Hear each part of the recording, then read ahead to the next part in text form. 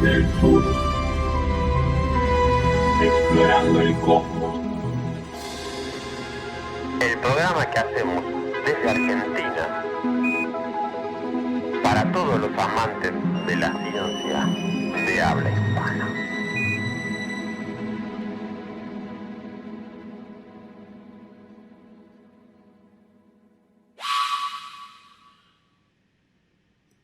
Hace poco surgió una noticia sobre un fenómeno de precesión que confirmó la teoría de la relatividad de Einstein. De eso vamos a hablar en un momento.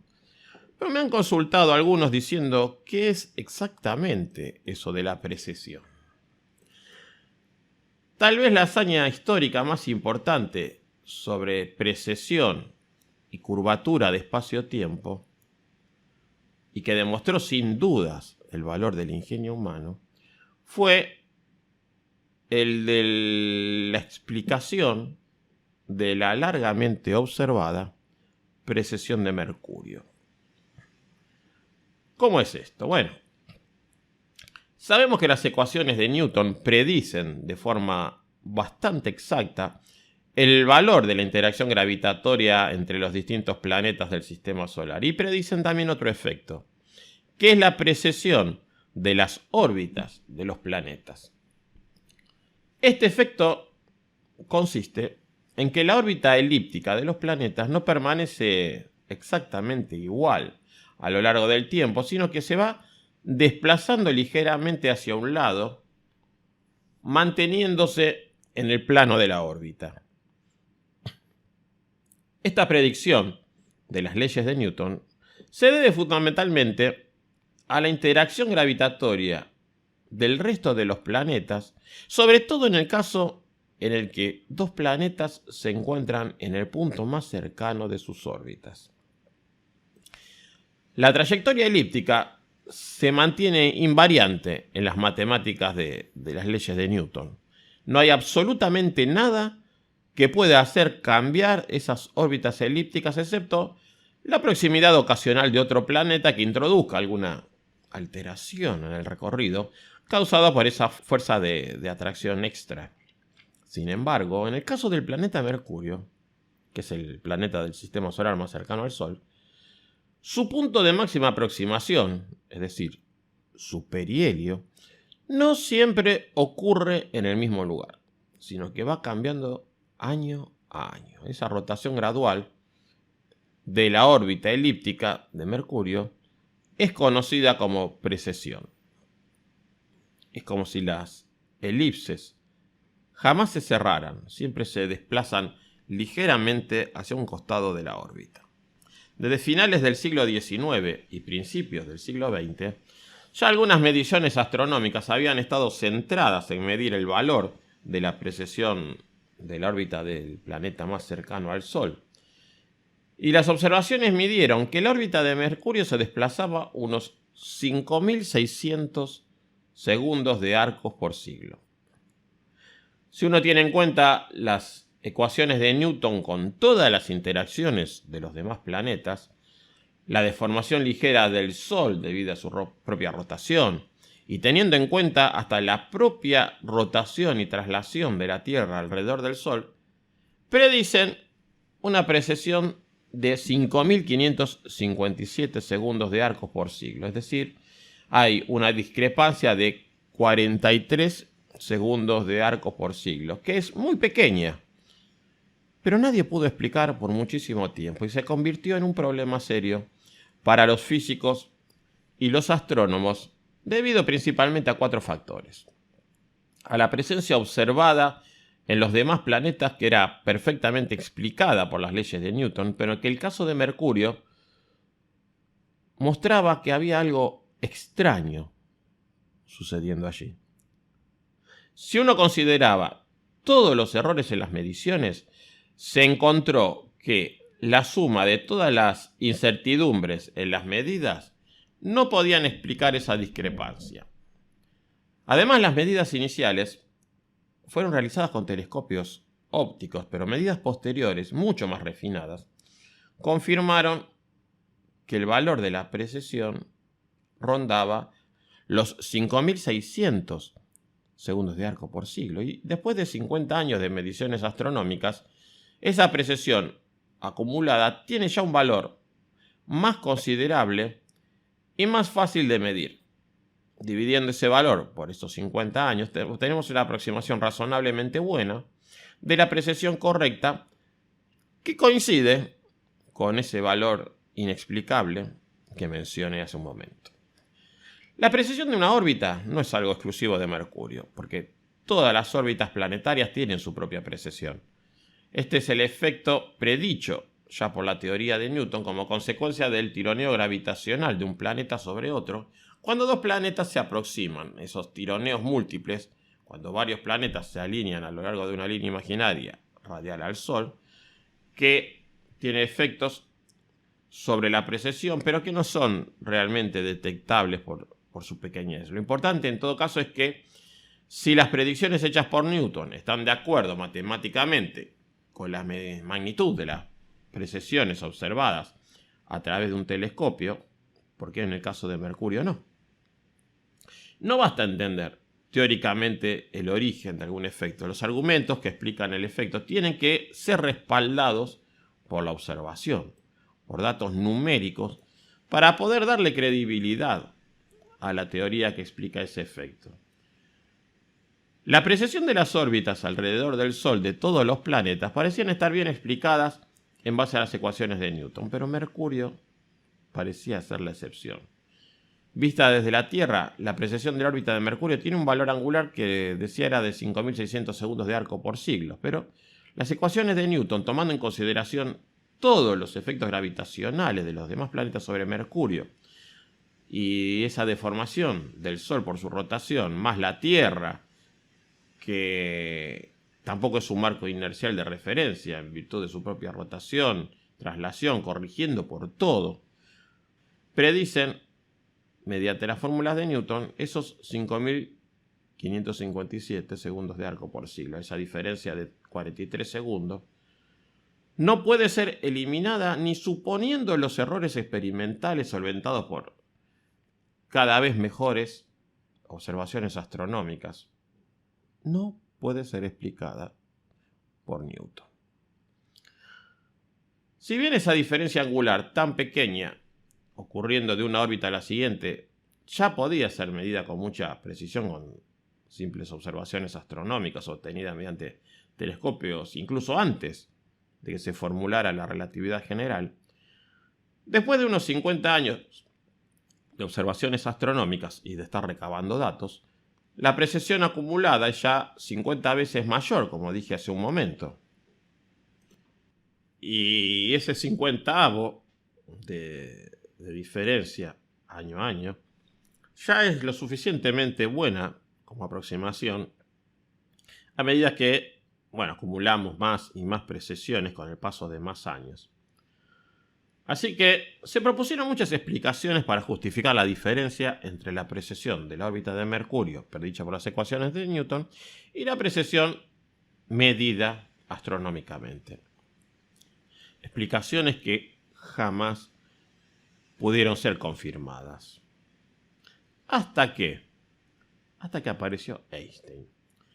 Y basándose en su teoría general de la relatividad, pudo explicar correctamente, sin necesidad de tener que hacer corrección alguna, esa precesión extra de 43 segundos de arco por siglo del planeta Mercurio.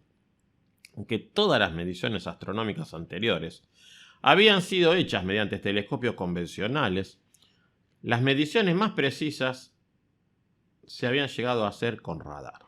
Y en base a esas mediciones más exactas, la precisión de la órbita de Mercurio seguía en el valor de 5.600 segundos de arco por siglo. Así que fue el 18 de noviembre de 1915, poco antes de obtener las ecuaciones finales de campo de la relatividad general, cuando Einstein, basándose en las ecuaciones de campo del vacío, publicó una derivación de la precesión orbital de Mercurio. Y eso terminó por coronar su teoría que estaba por ser concluida. Ya desde 1907 le había escrito a un colega, Conrad Habich, que estaba trabajando en una teoría de la gravitación que esperaba que pudiera explicar la precesión anómala de Mercurio. Y 8 años después logró un resultado que esperaba obtener y le comentó a un amigo que estuvo tan sobrecogido por la emoción por varios días después de haber establecido una conexión sólida entre la teoría y las observaciones astronómicas que quedó como en un éxtasis. Esa demostración que publicó formalmente en 1915 es matemáticamente interesante, no solo por la manera en la cual obtuvo la ecuación del movimiento desde las ecuaciones de campo del vacío, sino por el método que utilizó para inferir la cantidad de precesión a partir de esa ecuación. Carecía ni siquiera de la solución esférica de las ecuaciones de campo que había encontrado posteriormente Schwarzschild.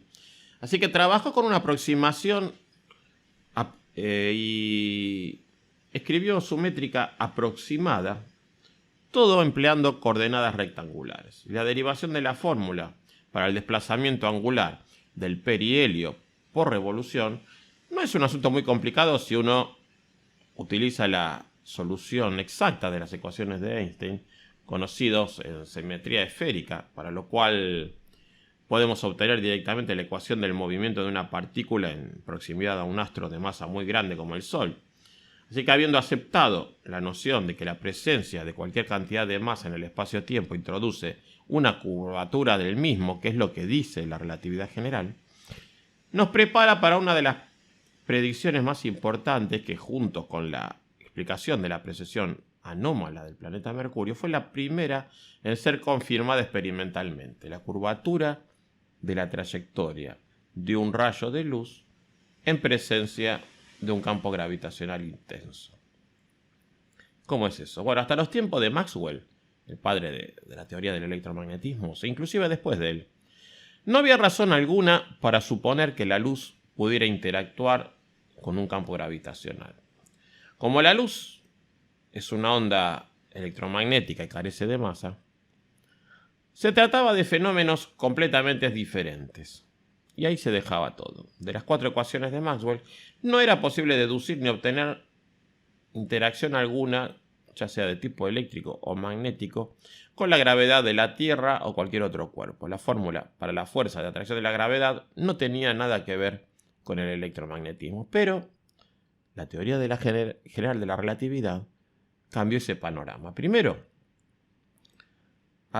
vamos a poner un ejemplo. Hay que tener en claro qué le sucede a un observador que está en reposo con respecto a un rayo de luz y un observador que está acelerándose con respecto al mismo rayo de luz, y entender por qué ambos ven cosas distintas.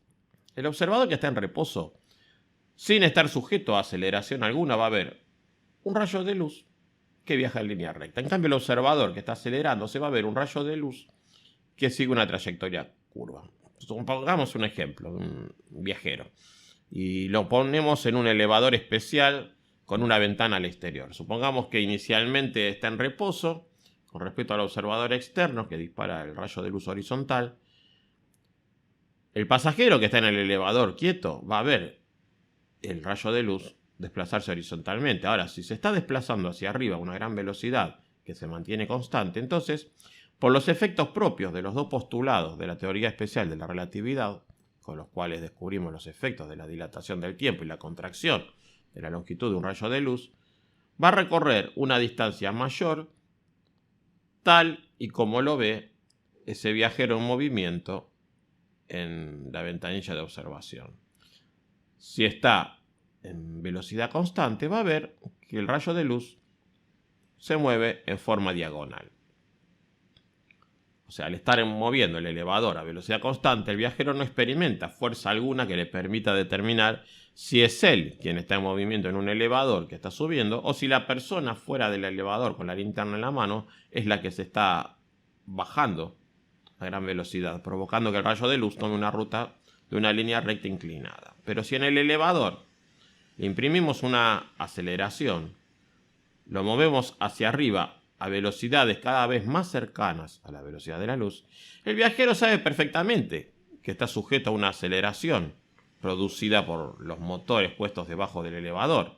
que lo impulsan hacia arriba a velocidades cada vez mayores. Y esto lo puede confirmar al asomarse por la ventanilla y ver que el rayo de luz está inclinado, pero con una trayectoria curva. Si apelamos al principio de equivalencia de la relatividad general, que nos dice que estar en un marco de referencia acelerado es equivalente a estar en reposo en un campo gravitacional, y si esto es cierto, entonces un rayo de luz que pase cerca de un campo gravitacional va a ser desviado experimentando una curva en su trayectoria. Y puesto de otra manera, un rayo de luz que pase cerca de un planeta va a ser desviado de su dirección rectilínea. Sin embargo, ahí no hay ninguna atracción gravitacional que esté siendo ejercida sobre el rayo de luz, en virtud de la atracción gravitacional que postulaba Isaac Newton. Esa no existe. Lo que sucede es que el rayo de luz se mueve a lo largo de la curvatura introducida en una región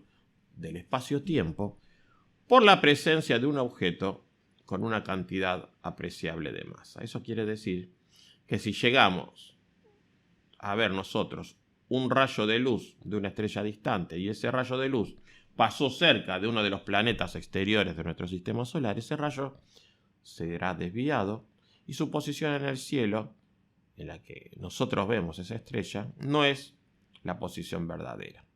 La estrella cuya luz nos llega desde muy lejos, en su posición verdadera, sufre una desviación en su trayectoria a causa de la curvatura introducida en el espacio-tiempo por el planeta cerca del cual pasa el rayo de luz. Si nos dejamos guiar por la línea recta a lo largo de la cual viaja directamente la luz hacia nosotros de la estrella, terminamos creyendo que la estrella está situada en una posición, pero realmente está situada en otra. Eso es una ilusión óptica, que bien se podría llamar, y de hecho tiene un nombre parecido, ilusión óptica gravitacional. Hoy lo conocemos como lentes gravitacionales. Es importante dejar en claro otra cosa.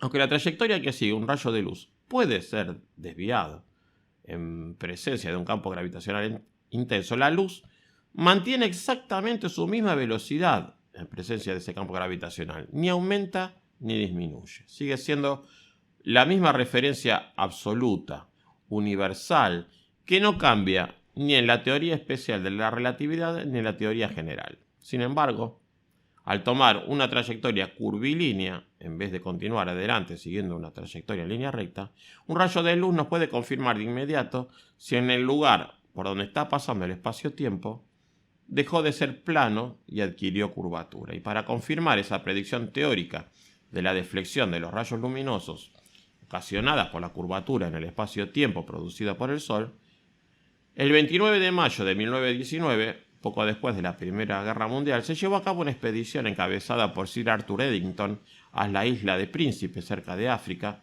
en donde se esperaba un eclipse solar total.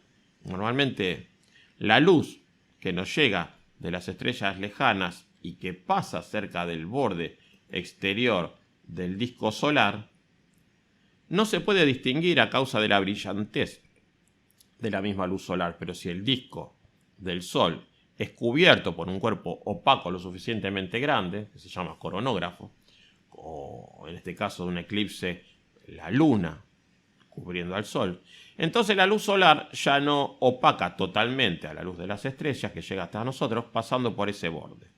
En principio, una fotografía de la región del universo situada justo detrás del Sol, al momento de ser tomada durante un eclipse solar, comparada con otra fotografía tomada de esa misma región del cielo, con el Sol fuera del camino, en virtud del movimiento de traslación de la Tierra alrededor del mismo, debe mostrarnos a las estrellas más cercanas entre sí al crearse el efecto óptico de desviación relativista gravitatoria de la luz de esas estrellas al pasar cerca del Sol, ligeramente corridas, de cuando la vemos en una noche oscura.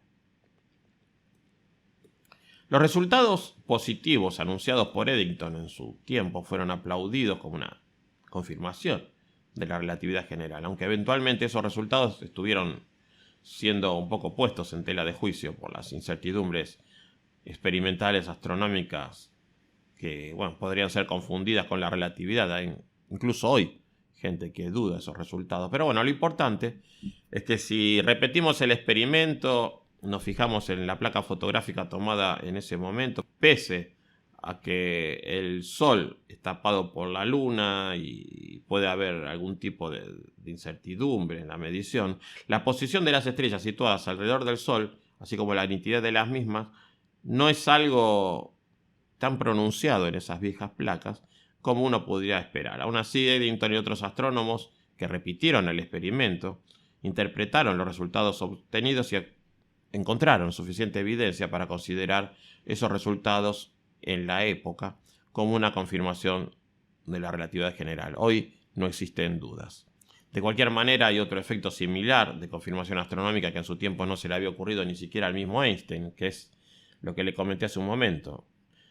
Las lentes gravitacionales, esa creación de imágenes dobles o múltiples debido a la desviación de los haces de luz por la gravedad.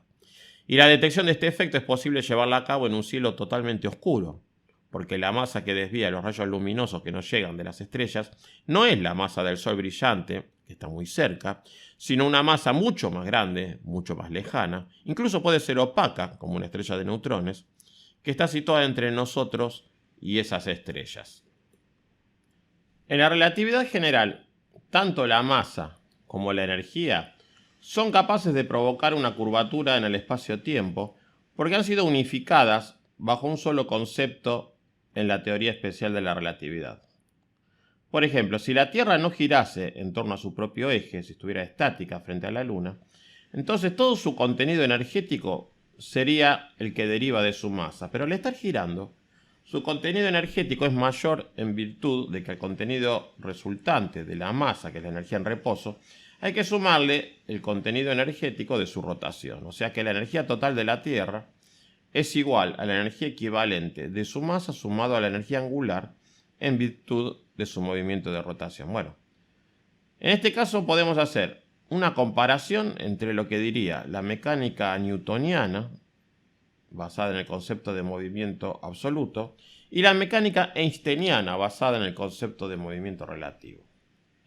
La mecánica de Newton basa su creencia en el concepto de acción a distancia, es decir, que entre dos cuerpos celestes flotando en el espacio existe una forma misteriosa de atracción universal, la cual puede ser expresada mediante una fórmula que nos dice que dicha fuerza de atracción es directamente proporcional al producto de las masas de dos cuerpos que se atraen e inversamente proporcional al cuadrado de la distancia que los separa de los centros geométricos de esos cuerpos. Newton creía que un cuerpo podía ejercer una fuerza de atracción sobre otro cuerpo a través del espacio intermedio entre ellos. Y su formulación de ley de atracción de gravitación universal requería que tal acción a distancia ocurriera de manera instantánea, sin límite alguno impuesto a la rapidez de esa interacción. En este sentido, la velocidad de la luz no era un obstáculo, y si bien un rayo de luz tarda cierto tiempo en llegar desde la Tierra hasta, digamos, el planeta Marte, los efectos de la atracción gravitatoria universal newtoniana de un cuerpo sobre otro eran instantáneos, aunque esos cuerpos estuvieran situados en extremos opuestos de una galaxia. La velocidad de la luz ni siquiera aparece en la fórmula de Newton. Esta hipótesis que nos dice que si tenemos dos cuerpos celestes pesados separados el uno del otro a una distancia de trillones de kilómetros y uno de dichos cuerpos alejado súbitamente de otro, o por ejemplo golpeado por un asteroide, de alguna manera el otro cuerpo, en el otro extremo del universo, sabe instantáneamente lo que ocurrió a esa enorme distancia. Es un efecto que suena más a truco de magia que a teoría de científica seria. Pero la enorme influencia ejercida por los conceptos filosóficos de Newton, que creía firmemente en la existencia del espacio absoluto y del tiempo absoluto, no tardó en ser explicada en las primeras leyes que se fueron formulando para los fenómenos eléctricos y magnéticos, empezando por la ley de Coulomb, la cual, a primera vista, parece calcada de la ley de gravitación universal de Newton, de la forma en que está formulada. Digamos, dice que dos cargas eléctricas se atraen o repelen en razón directa del producto de las magnitudes de las cargas y la razón inversa del cuadrado de la distancia que las separa. La ley de Coulomb, igual que la de Newton, también se basa en la creencia de un efecto de acción a distancia que se propaga instantáneamente entre dos cargas eléctricas, sin importar la distancia que haya entre esas cargas.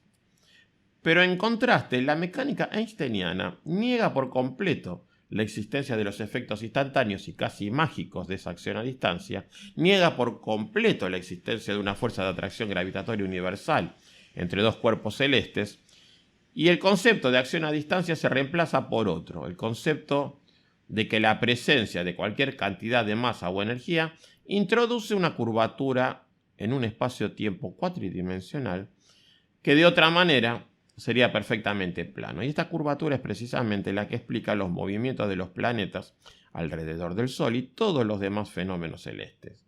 Pero la sola presencia de un objeto cualquiera introduce una curvatura en el plano espacio-tiempo, cuya magnitud dependerá de la magnitud de la masa que produzca esa curvatura, siendo mayor cuanto mayor sea la masa que esté presente. Y el propio Sol, en torno al cual gira nuestro planeta, introduce su propia curvatura en la región de espacio-tiempo que está ocupando.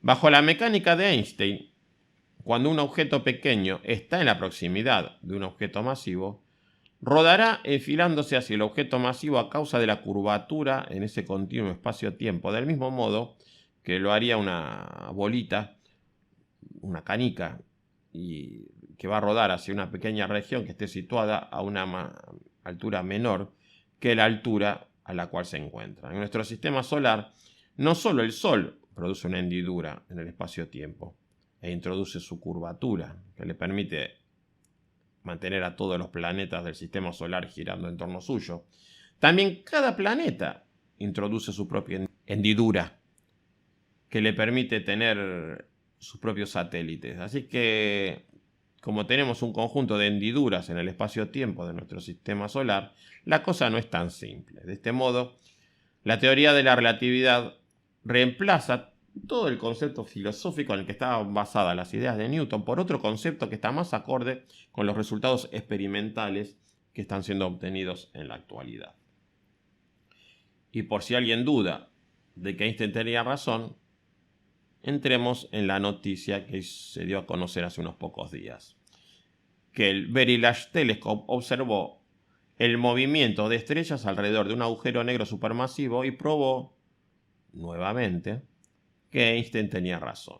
Estas observaciones realizadas por el VLT del Observatorio Europeo del Sur revelaron por primera vez que una estrella que orbita el agujero negro supermasivo del centro de nuestra Vía Láctea se mueve tal y como lo predice la teoría general de la relatividad de Einstein. Esa órbita tiene una forma de una especie de roseta, ¿no? Y no como una elipse, como lo predeciría la teoría de la gravedad de Newton. Ese resultado, después de muchos intentos, fue posible gracias a mediciones cada vez más precisas llevadas a cabo durante casi 30 años que le permitieron a los científicos descubrir los misterios del gigante que acecha en el corazón de nuestra Vía Láctea. La relatividad general de Einstein predice que las órbitas unidas de un objeto alrededor de otro no están cerradas, como en la gravedad newtoniana, sino que avanzan hacia adelante en el plano del movimiento. Y ese famoso efecto,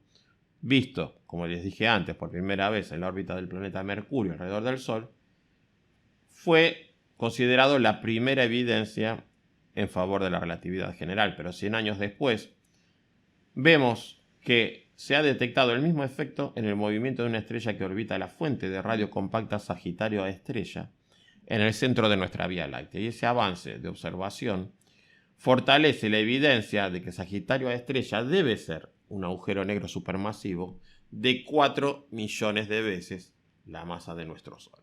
Está situado a 26.000 años luz del Sol y es un denso grupo de estrellas el que está a su alrededor y proporcionan ese laboratorio único para probar la física de un sistema en un régimen de gravedad inexplorado y muy extremo. Una de esas estrellas, la S2, se dirige hacia el agujero negro supermasivo a una distancia más cercana a menos de 20.000 millones de kilómetros, o sea, 120 veces la distancia entre el Sol y la Tierra y la convierte en una de las estrellas más cercanas que se hayan encontrado en órbita alrededor de un gigante masivo. En su aproximación más cercana al agujero negro, la S2 se precipita por el espacio a casi el 3% de la velocidad de la luz, completando una órbita una vez cada 16 años. Después de seguir a la estrella en su órbita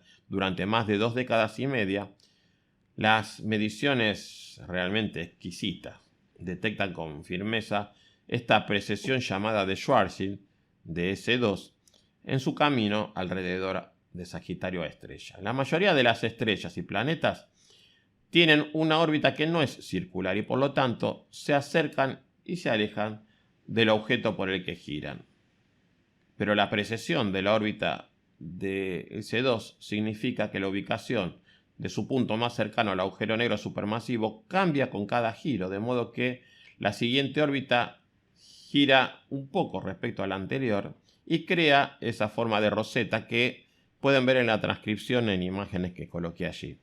La relatividad general proporciona una predicción precisa de cuánto cambie su órbita y las últimas mediciones de esta investigación coinciden exactamente con la teoría. Este efecto, conocido como precesión de Schwarzschild, nunca antes se había medido para una estrella alrededor de un agujero negro supermasivo.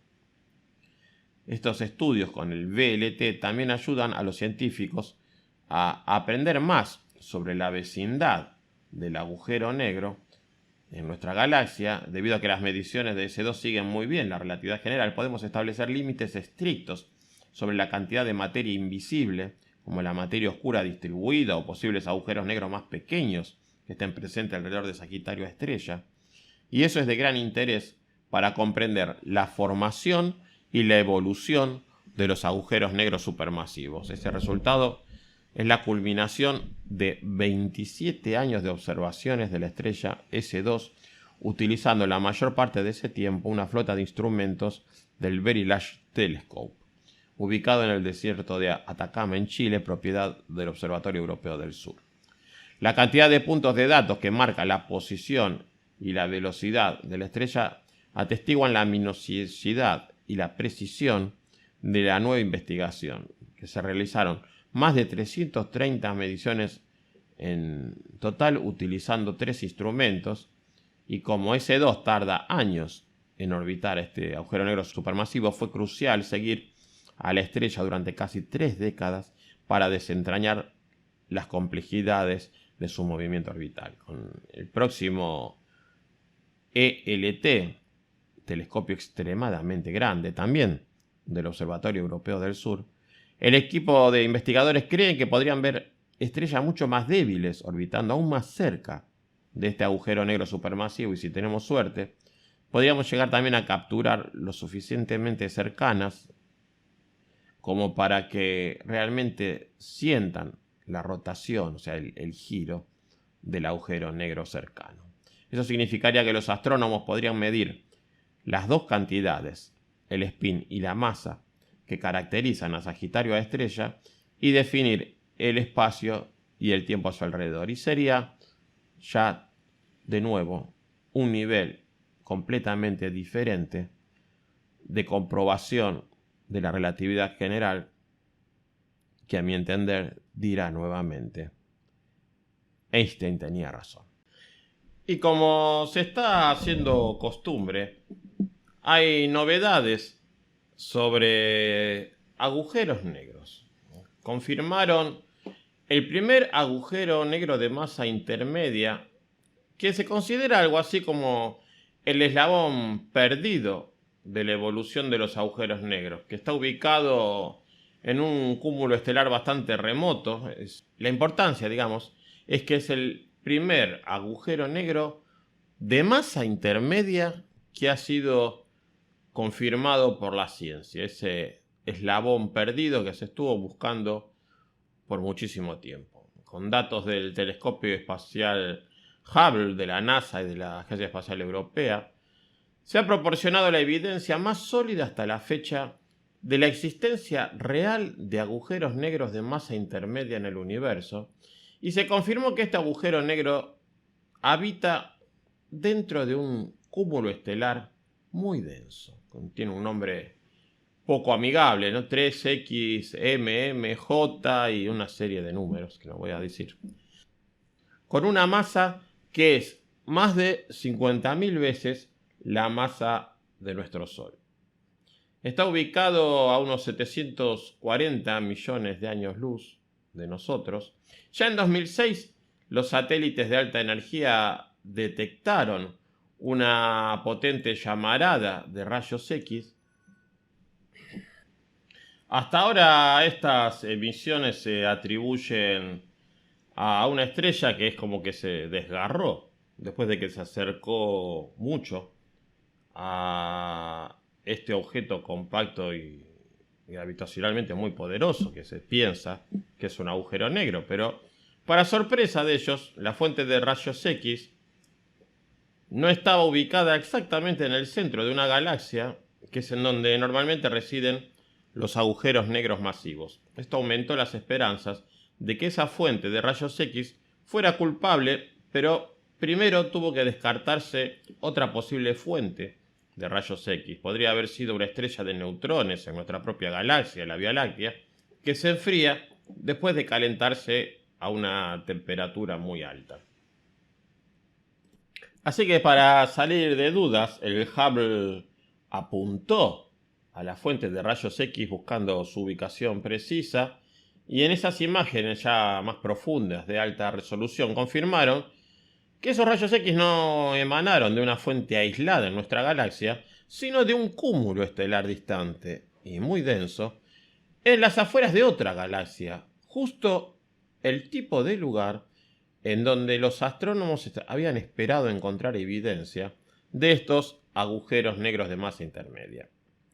Ya en observaciones anteriores, el Hubble había mostrado que cuanto más masiva es la galaxia, más masivo es su agujero negro. Por lo tanto, este nuevo resultado sugiere que el cúmulo estelar que alberga este monstruo puede ser el núcleo solitario de una galaxia enana de masa más baja que fue destruida gravitacionalmente por sus interacciones cercanas con una galaxia más grande, que es el actual anfitrión, digamos, de este agujero negro de masa intermedia. Los agujeros negros de este tipo son, entonces, el eslabón perdido buscado desde hace mucho tiempo para estudiar la evolución de los agujeros negros. Ya se encontraron algunos otros candidatos a agujeros negros de masa intermedia hasta hoy, pero ninguna evidencia era tan sólida como la que ahora aportó este añoso, cumpliendo ya 30 años, telescopio espacial Hubble. Los agujeros negros de masa intermedia son más pequeños que los supermasivos que se encuentran en los núcleos de las galaxias grandes, pero más grandes que los agujeros negros de masa estelar, que son los que se forman por el colapso de estrellas masivas. Así que estos fueron particularmente difíciles de encontrar porque son más pequeños y menos activos que los agujeros negros supermasivos y no tienen fuente de combustible que esté así fácilmente disponible. Ni tiene un tirón gravitacional que sea tan fuerte como para atraer constantemente estrellas y otros materiales del cosmos y producir un brillo demasiado poderoso en rayos X. Por lo tanto, tuvieron que atraparlo allí con las manos en la masa, en el acto relativamente raro de estar justo comiéndose a una estrella. Para localizar el agujero negro de masa intermedia se usó, como decía, el Hubble para dar seguimiento a las pistas que ya estaba dando el Observatorio de Rayos X Chandra de la NASA y el XMM Newton de la Agencia Espacial Europea, que lleva 3 telescopios de rayos X de alto rendimiento y un monitor óptico para hacer exposiciones largas e ininterrumpidas, que son las que proporcionan las observaciones más sensibles. La confirmación de este agujero negro de masa intermedia abrió la puerta a la posibilidad de que hay muchos más merodeando por allí, sin ser detectados en la oscuridad, esperando ser agraciados para poder engullirse alguna estrella que pasa demasiado cerca. Planean seguir con este trabajo detectivesco utilizando los métodos que ha aplicado este equipo en este caso, y se espera, como decía, descubrir muchos objetos más de este eslabón perdido de la naturaleza.